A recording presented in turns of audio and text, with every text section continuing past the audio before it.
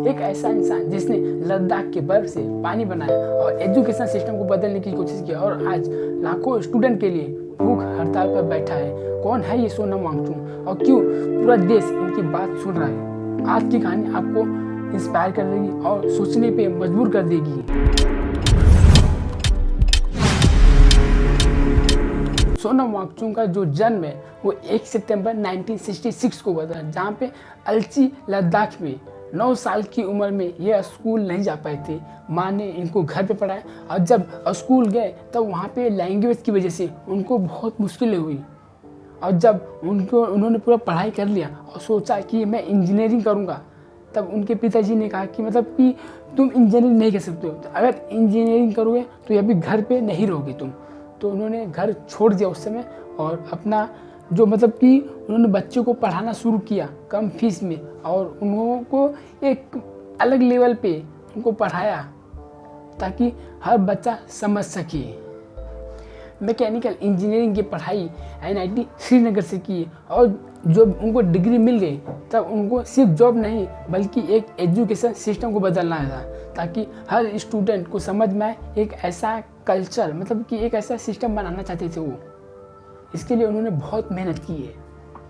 फिर उन्होंने सेक मॉल की शुरुआत की, जहाँ पे उन्होंने उन बच्चों को पढ़ाया जाता था जो फेल हो जाते थे, जो कि प्रैक्टिकल और एजुकेशन और सेल्फ लर्निंग सिखाई जाती थी। उन्होंने सेक मॉल की शुरुआत की थी 1988 में।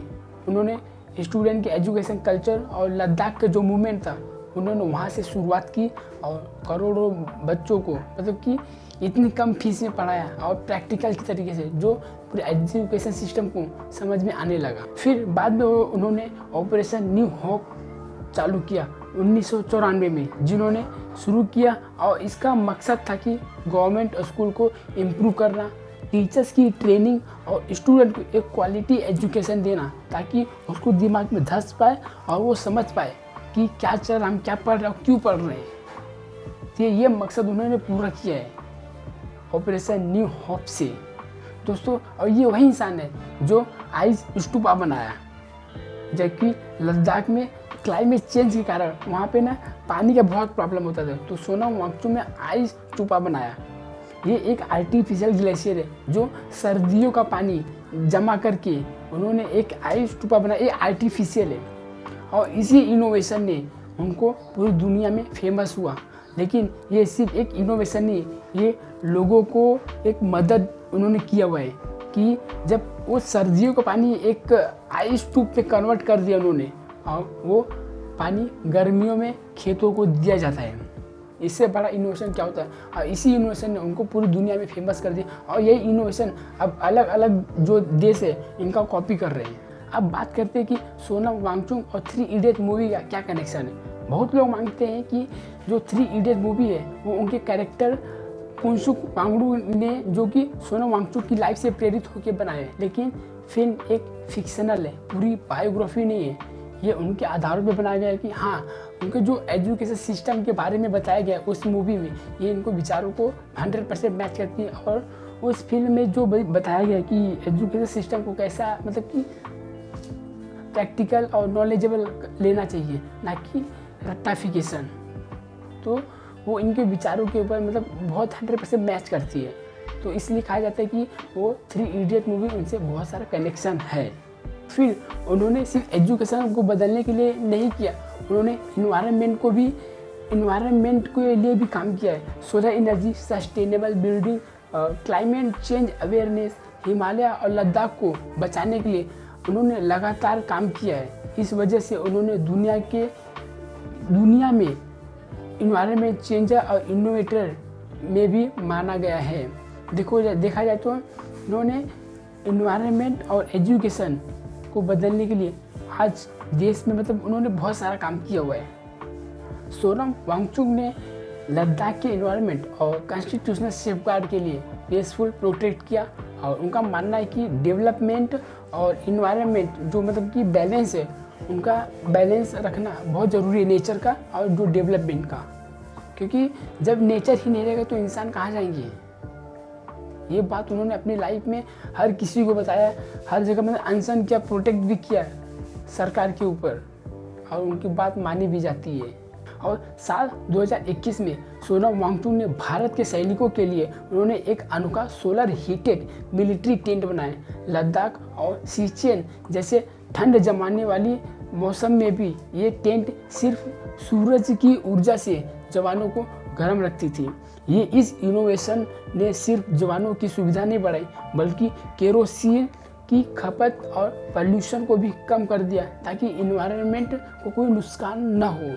इन्होंने एक ऐसा मिलिट्री टेंट बनाया। सोचो, जिस इंसान ने कहाँ से लोगों को मतलब कि सुविधाएं दी और इनोवेशन किया, इसी वजह से उनको बहुत सारे अवार्ड्स भी मिले। अब बात करते हैं कि इनको कौन कौन से अवार्ड्स मिले सोनम वांगचुक जी को। तो इनको अवार्ड मिला है 2018 में रेमन मैग्सेस। ये एक ऐसा अवार्ड है जो हर किसी को नहीं मिलता है। ऐसे बहुत से कम आदमी हैं जो उनको ये अवार्ड मिलता है, जो पब्लिक के लिए अपनी सोशल वर्कर्स होते हैं और मतलब कि जो अलग काम करते हैं। और इनको मिला Rolex award, global awards, CNN IBN real heroes award 2008 में मिला है, अशोका फेलोशिप मिला हुआ 2002 में मिला हुआ जबकि मैं पैदा भी नहीं हुआ था। Governor medals of educational reform, इसका भी अवार्ड उनको मिला 1996 में। अब सोचो, इस इंसान को जितना अवार्ड भी मिल चुका है उसने कई दुगुना उसने काम किया हुआ है, तब जाके वो आज यहाँ तक पहुँचा है। अब बात करते हैं कि नीट परीक्षा को लेकर क्या रिएक्शन है उनका। नीट परीक्षा 2026 में जो पेपर लीक हुए थे और उन्होंने इस बात को लेकर उन्होंने भूख हड़ताल की दिल्ली के जंतर मंतर पे, लेकिन और अनिश्चित काल की भूख हड़ताल पर बैठे। उनका कहना है कि स्टूडेंट को फेयर, ट्रांसपेरेंट और रिफॉर्म एग्जामिनेशन की मतलब कि उनको मिलना चाहिए।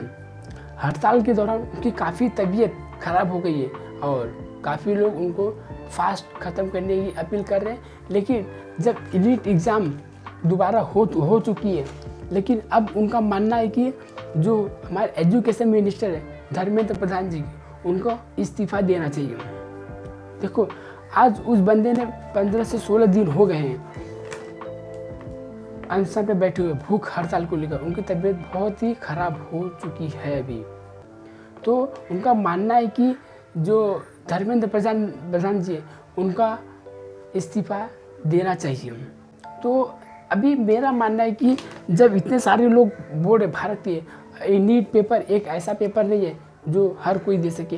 यहाँ पे 25 लाख बच्चे हर साल एग्ज़ाम देते हैं, जो सालों साल 2-2 साल से 3-3 साल से मेहनत करते हैं, और उनको एक एग्ज़ाम बराबर नहीं दिए जाए तो कैसा रहेगा।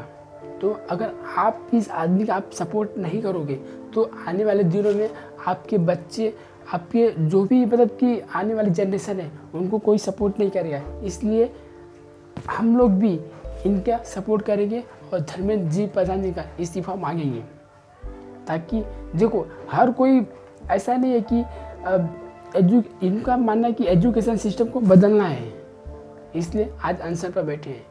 देखो, ऐसा तो नहीं है कि आज जो एजुकेशन सिस्टम के जो मिनिस्टर है उनको इस्तीफा दे देना चाहिए और किसी को ये बना, ताकि आने वाले दिनों में कोई ऐसा गलती ना कर पाए कि पेपर लीक हो जाए।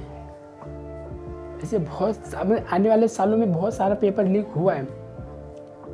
तो पेपर लीक होना बहुत ही मतलब कि अलग लेवल है। उस टाइम पे बच्चे लोगों का दिमाग बहुत ही खराब हो जाता है, वो भी 25 से 26 लाख बच्चे हैं, ये कम नहीं है।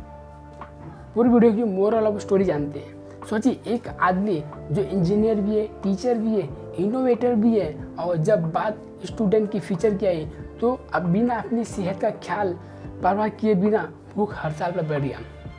चाहे कोई उनके विचारों से सहमत हो या ना हो, इतना ज़रूर है कि सोनम वांगचुक जी ने एजुकेशन और इन्वायरमेंटल पे बहुत काम किया। पूरे देश भर में उन्होंने चर्चा शुरू कर दी है। देखो, जब कोई भी बच्चा एग्ज़ाम देता है तो उसके दिमाग में एक ही रहता है कि पेपर अच्छा जाए और मैं कुछ कर सकूं। जब उसको पता चला कि पेपर ही लीक हो गया तो कैसा है, मतलब बस हुआ। इसी बात को लेकर उन्होंने धर्मेंद्र प्रधान जी का इस्तीफ़ा मांगा हुआ है। तो मेरे ख्याल से उनको इस्तीफ़ा दे देना चाहिए और किसी और को एजुकेशन मिनिस्टर बनाना चाहिए।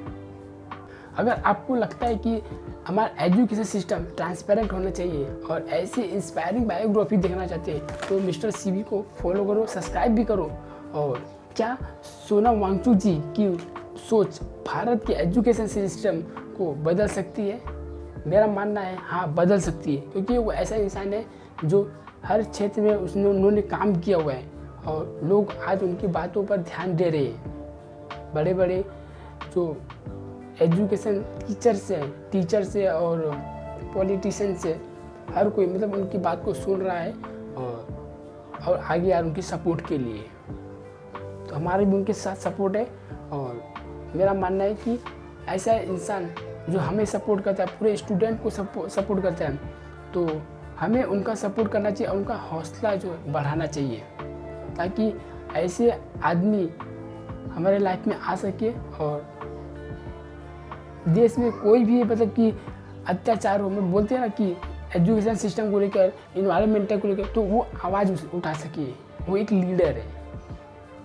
बस आज के लिए इतना है। क्या आपको लगता है धर्मेंद्र प्रधान जी इस्तीफा दे देंगे? मेरा मानना है कि उनको देना चाहिए, क्योंकि जब वो एक बार इस्तीफा दे देंगे तब आने वाले जो मिनिस्टर को वो उनको डर पैदा होगा कि अब जनता अब किसी को सुनेगी नहीं।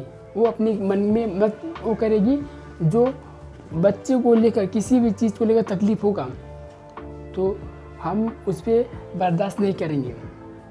तो जो आने वाले मिनिस्टर्स होंगे उनके मन में डर पैदा हो जाएगा, तो पेपर लीक और मतलब कुछ ऐसा सिस्टम नहीं बनेगा इंडिया में जो स्टूडेंट के फ्यूचर के लिए नुकसानदायक हो। और जो इंडिया का एजुकेशन सिस्टम उसको भी बदलना चाहिए। तो बस आज के लिए मिलते हैं अगली वीडियो में। तब तक के लिए जय हिंद, जय भारत।